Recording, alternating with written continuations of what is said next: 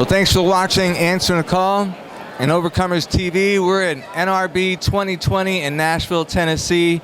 And with me is Michael Schamberger, the author of the book, Beyond the Pitch. Michael, thank you so much for spending some time to talk to our audience. Glad to be here. Very glad to be here. So as an author, I always say everybody's got a good book in them. But why don't you tell our viewers a little bit about the book and how God put on your heart to write it?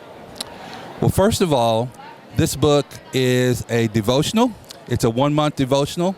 My wife and I wrote 31 days of devotions, and my wife added 2 chapters at the end.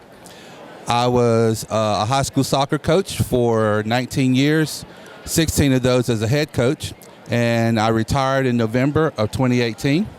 And after I retired, at the end of that month, I was getting the thoughts of writing a soccer devotional. And I was like, no. Anyway, eventually, after God and I wrestled back and forth for several months, I agreed to write this book. Yeah, that's good. So as a devotion, I think as Christians, we're all learning how to apply our faith. And as sports, there's a lot of sports analogies. Some of the best pastors I heard were football coaches. So talk about the link there, how we're running the race, and Paul uses those examples. Talk about that. Well, soccer, I think, is the best sport in the world, but I'm biased, okay? Soccer is a great sport for just conditioning. You can't call timeout, so the players have to figure it out on the field. So you have to do a lot of things in practice to get your players to be able to figure things out without you intervening. Sounds like life. Exactly. So that teaches you a lot, in the game of things to be able to apply in life. So this book is all about principles of sports that you have to apply in your everyday life.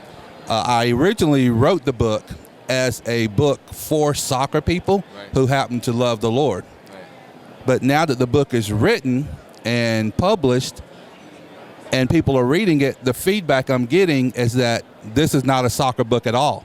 It's a book about building relationships with people, about learning how to walk with God in every area of your life. So that's what I now realize is the purpose of God wanting me to write this book. It wasn't to write something about soccer. It was to use an everyday recreational activity to draw people to walking with the Lord and to loving and caring for one another in a very special way. I was going to say every soccer mom should probably have a copy of this in the van. What do you think? Or a few for their parents and everybody else? Not just soccer moms, but every mom, really, honestly. So for the people who are watching, I would just like to say, I really would like to encourage you, even if you don't like sports, read this book. Go get it. Go to my website, masterpiececs.com, and go to the book page and order the book. And I promise you that the principles in it will apply to you whether you like sports or not. As a matter of fact, Chuck, one of the things that I have gotten feedback from about this book, there are 2 ladies that I know, but they don't know each other. Both of them, neither one of them like sports, definitely not soccer. But they read the book, bought it and read it just because they knew I wrote it. And the feedback I got from both of them was pretty much the same. And that was, Michael, this book is not a soccer book. This book is about building relationships with people and about applying godly principles into your everyday life. So I think it's for every person who wants to draw closer to the Lord. So, the show Answering the Call is about evangelism and discipleship. Those are the 2 big things Jesus said. Go preach the gospel to every living creature, and in Matthew 28, make disciples, teach them to obey. So would you say it's more of a discipleship book, or does it have the effect to even lead someone to Christ that may not really know him or have a relationship with the Lord? I think it's both. It's probably primarily a discipleship book, but it could definitely be used for people to come to know the Lord as well, because I think what it does is it takes Christianity out of the broad, big area, and it lets people see, oh, this is real. This you can actually apply this. So I think people can grab hold to it and touch it and apply it to their lives. And that's why we're here at the NRB, National Religious Broadcasters, people doing Christian films, radio, television. People want to see how people are living out their faith. How does the rubber meet the road, so to speak? It's not just pie in the sky, it's real how we live it out, how it manifests in our lives. So is there one takeaway from the book that you want to share a little bit more about, something in the book that may make them want to read the rest of the book, so to speak? Well, what I will share with you all is that there are lots of stories. The book is filled with stories about what happened with me and my coaching experience. And what I would share is that you will get to see in the book how I was faced with challenges where I could have reacted, not saying that I was perfect at all, but where I could have reacted in ways that would not have been God-pleasing. But by the grace of God and by God working in me and through me, that I was able to take that situation and allow God to work in it for His glory, hopefully. Amen. Well, that's awesome. Stay tuned. We're going to get some more stories and segments here at NRB 2020, Nashville, Tennessee. Michael, again, thank you for spending some time with our viewers and sharing about your book. And I get an autographed copy at the end of the show, right? Do you want to? We're gonna show our viewers the link to your website and everything else. But I'm really excited about what God is doing in your life, and I'm looking forward to the sequel, requel, or the part 2. Do you have any plans for a part 2? Who knows? I didn't have plans for this one. Right, Proverbs 16:9, a man's heart plans his way, the Lord directs his steps. Thank you so much, Chuck. You're welcome, Michael. Hey, stay tuned. We're going to get some more interviews here at NRB 2020. Keep watching.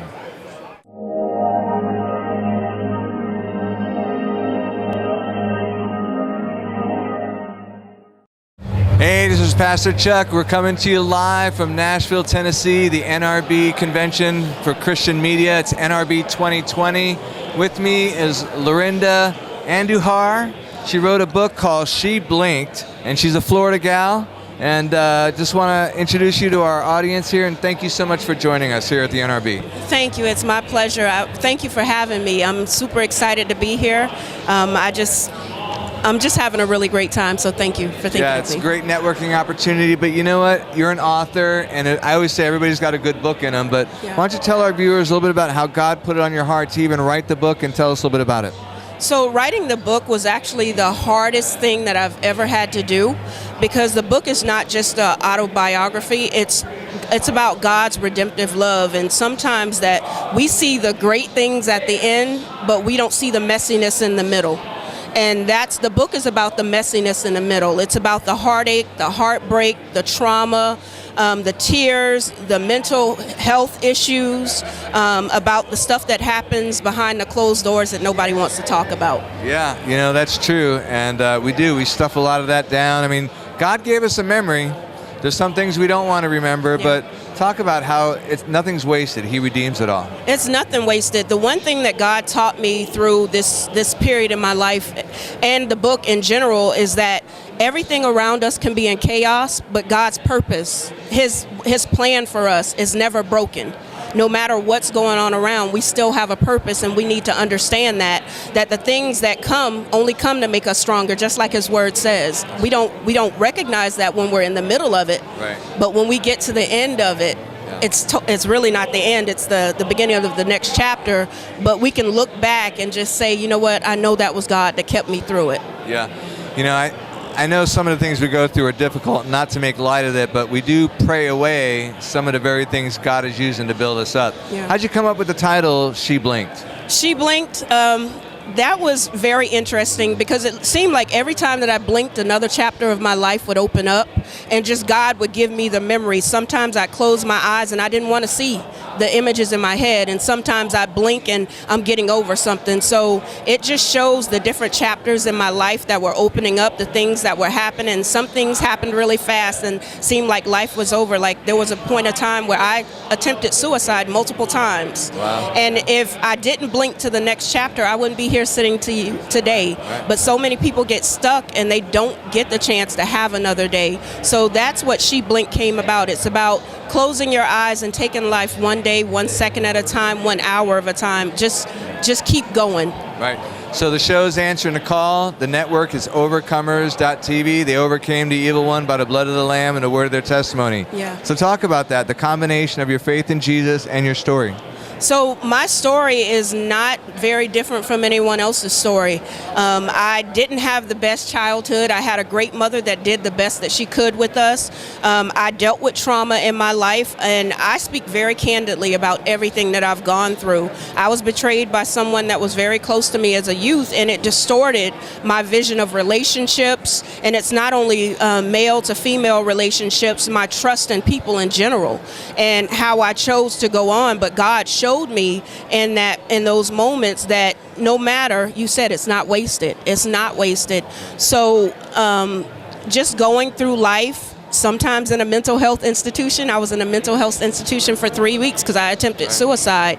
I've had failed marriage. I had the orphan spirit, and that's a little bit that's in this book. It talks about the orphan spirit, how we go through life looking for something. Some people look to drugs, some people look to sex, some people look to other people, some people look to working as a workaholic, some people look to, so there's so many things that we try to replace, not knowing that we're just missing the love of God. And that's what brought me to the other side of glory, understanding that in that, when I felt alone, I was never alone. Yeah. Amen. You're still standing. You're I'm still here. Standing. I am. And so I know when you think about your book, is there somebody you think that is, I know it's for everyone. I mean, everyone would benefit from it, but who do you think would most benefit from this book? Who's it for? It's a tough read, first of all. I've had people tell me they read the book and they get through it and they want to throw it across the room. It's very vivid, it's very personal, but this book is for that person that feels that they're the only one out there. And I tell people all the time, we're more alike than we're different. And once you can see that there's something that happened in this book that happens to everybody. I've been one of those fortunate person, if it's going to happen, it happens to me. Yeah. But it makes me relatable, and God can't use you if you're not relatable. That's true. You can't tell me to overcome something that you've never been through.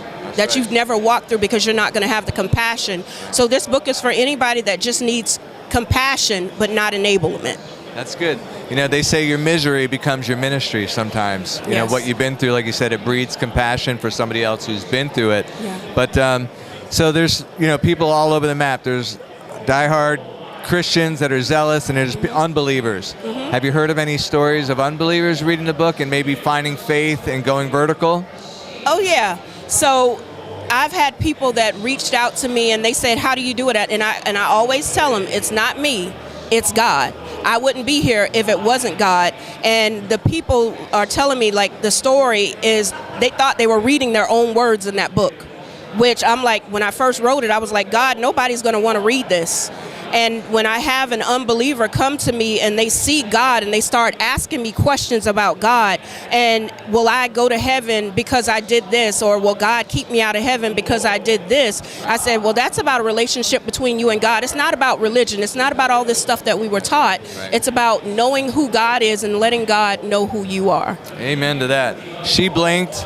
Lorinda Andujar, the author. Is there another book on the horizon? God writing the next book? You have a title? It is. So the next book, it's called Confessions of a Serial Dater to All the Boys I Never Loved. Love it. Sounds like a movie too. I think there's a movie deal in there. Look, how can people learn more about you, get in touch with you, order your book? Give us some contact info. So we are revamping my websites again, but they can follow me on Instagram. I am Lorinda Andujar.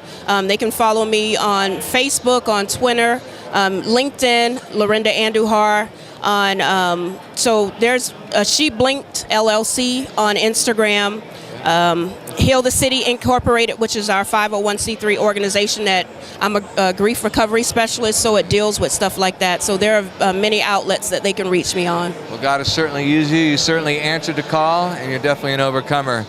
Hey, stay tuned. We're going to get some more interviews from folks here in Nashville, Tennessee, NRB 2020, so you can get more involved and read great books like this, be inspired, be built up, and be all that God called you to be. Keep watching.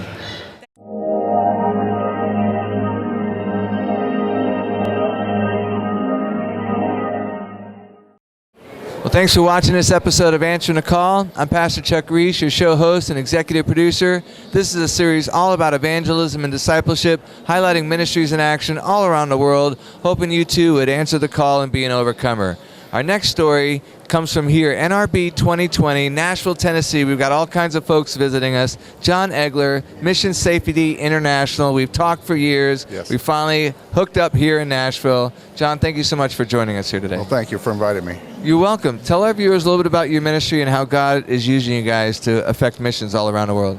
Yeah, Mission Safety International is a unique ministry in that we help missions that are involved in aviation ministry help them to operate safely. So basically we are safety consultants for the mission aviation world.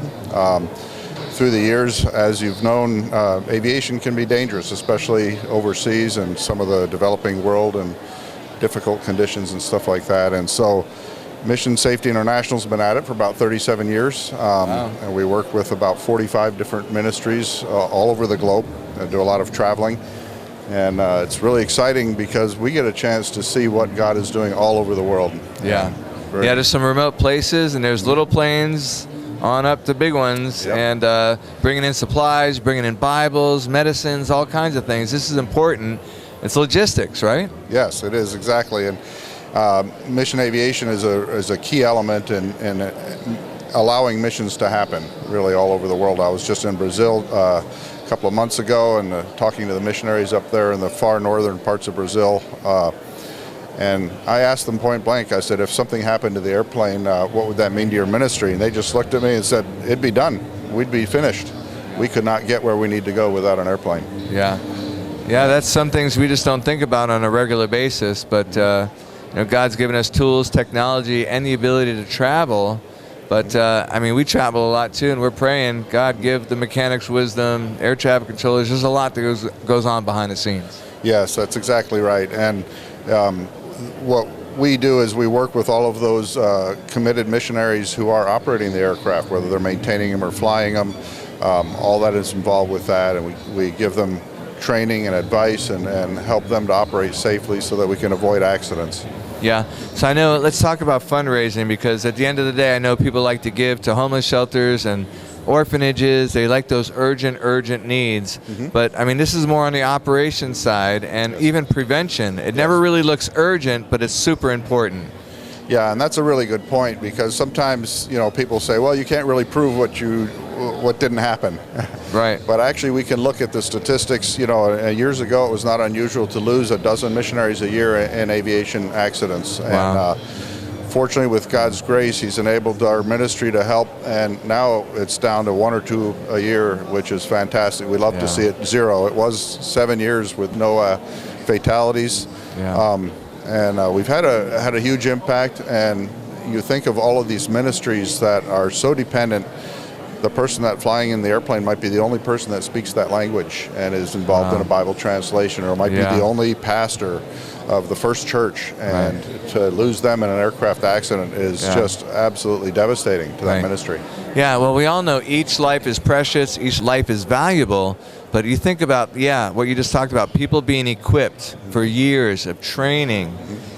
God has been investing in each individual to run the race with endurance, to, as Ephesians 2:10 says, He's prepared these good works from the foundations of the earth that we should walk in them. So there's a list of things that have to get done, and we don't want any premature deaths, if you will, right? Early graves, right? We want to run the race. Yeah, and our prevention is, we've really, by our calculations, we've helped save tens of millions of dollars for the kingdom of God, which has then gone back into reaching people for Christ, not paying off wrecked airplanes and trying to recover from an accident. Yeah, and at the end of the day, too, God's not only saving souls, He's saving our time. So you're teaching them good, better, best ways and efficiency, right? Yes, exactly. Yeah. Yeah.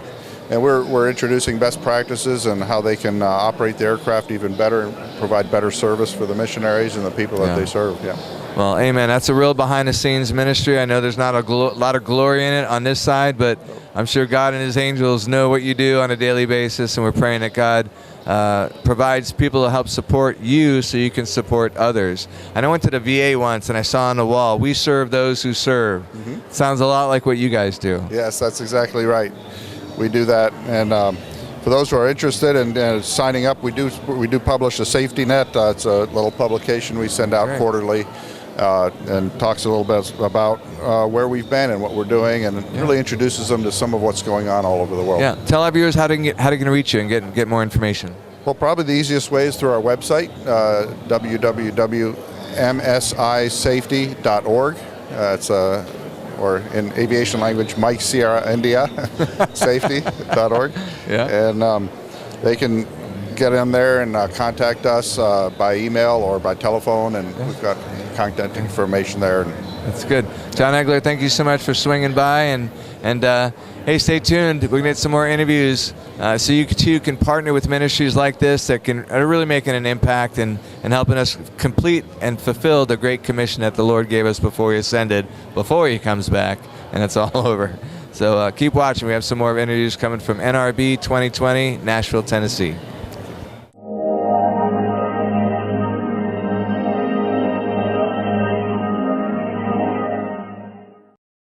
Thanks for watching another episode of Answering the Call. I'm Pastor Chuck Reese, the show host and executive producer. We're so excited about Overcomers TV and being here at the NRB 2020 in Nashville, Tennessee this year, Christian Media Conference, and we're highlighting all kinds of ministries that are serious about sharing the gospel and using many different platforms to do it. With us is Don Hess and his wife Kathy, who are authors of this book, Unrequested Blessing. Don, Kathy, thank you so much for spending some time with our viewers. Good to be here today. Thank you, Chuck. You're welcome. Why don't you tell us a little bit about how God put it on your heart to write the book, or maybe even the backdrop that led to wanting to write the book to begin with? Sure. Molly Hess, our daughter Molly, she was born with a lot of special needs issues, and we came from a Word of Faith fellowship and camp. And from day one, just believed in Molly and believed that God would touch her life and use her. That journey of 24 years, she passed away in August of 2018. And we didn't see some of the answers that we hoped to see, but in that journey was just a tremendous blessing that she was to our family and those that knew her. And so that's the story that we want to share with others. Yeah. That's good. Life is messy, and there's accidents, there's tragedies, and it's amazing how God redeems things. I mean, we all have prayer requests for the miracle and all that, but during the whole ordeal, God is answering prayers, maybe not exactly the way we want Him to, but we'll talk about that. Again, initially, every day, every week, we just thought the miracle was around the corner. But in that process of trusting God, trusting that He was doing a work, trusting that Molly would make a difference in her siblings' lives. There was some amazing stories that came along the way. Even though we didn't see the physical healing, there was so many things that God did and God showed up in her life that were really impactful, particularly our children. As they're now grown adults and have children and are married, each one of them would say as well that God used her to shape, to define, to really to draw Himself, draw them to God. And there's just no better journey than that, to know that your children are following the Lord. An amazing part of this journey was at the age of 10. Kathy heard the song on the radio one day, Redeemer by Nicole C. Mullen. Was tremendously blessed by that song. Immediately went to the store and bought the CD and shared that music with Molly. Molly never walked or talked. She was fed with a stomach tube. A lot of work, a lot of challenges, but music was something that she always responded to. But this was different. She tried to worship. She tried to sing, and that was an amazing start of events for Molly. Yeah. Well, I heard it said God never said oops, and He's perfect. And He uses imperfect situations, imperfect people. Talk about it from a mother's perspective. I know that, your heart must have been heavy from day one, but I'm sure it increased your prayer life. And like you said, being used as is an amazing thing. But from a mom's perspective, Yeah, it was definitely very difficult those early years. We were looking for change. We were expecting it any day, certainly next week, and to constantly have those missed expectations. I dealt with a lot of disappointment. At the same time, there was very much there was a daily dependence on the Lord. And so I felt like that He was very near, very close. And there was just a real yeah, that's amazing. Intimacy, peace and comfort there, but just kept us constantly on our knees and seeking Him. I've heard someone say God's not interested in your comfort as He is more your character. And it's in those moments that, things are uncomfortable. These are, again, situations we didn't ask for. We're asking God, we're praying, we're trying to pray things away, but it's the very thing that God is using to draw you closer and work in the midst of. Think about doctor appointments, all the people you met along the way that saw your faith. Like the crippled man, right? That they tore the hole in the roof and they lowered him down, and Jesus said He saw their faith. So people were watching you whether you realized it or not. We actually did have friends who literally did that when we would be at special events or meetings, and they would be like, "We're taking Molly up for prayer," and it was just really cool. And that's exactly how we felt, that we were just reliving that parable, that story. Yeah. At what point did you say, we need to start journaling, we need to start getting this organized, somebody needs to read this? Talk about the process of writing the book. Well, I did the journaling, but he did the Yeah. Most women do. Yes, Kathy journaled from, I believe, the day Molly was born almost. Wow. So that was very helpful in going back. I think for us, the desire to see not just her story go forth, but to not go down the path of disappointment in God. That He is on the throne. He knows what He's doing. He hasn't forgotten us. Where can our viewers find out more about your book, your ministry, if you're welcoming contact from others? Is this a ministry for you now? Simplest place would be unrequestedblessings.com, the name of the book. They can get more information there, and we'd be glad to hear other people's stories as well. Well, I'm excited about this book, Unrequested Blessings. I think we've all had to learn how to manage our expectations, and I'm sure a lot of people can be blessed by your journey. Praise God, you endured, and making it available for others to glean from. So Don Hess, Kathy Hess, Unrequested Blessings. Get a copy for you and your family and maybe your church. And stay tuned. We got some more interviews coming here at NRB 2020, Nashville, Tennessee. Stay tuned.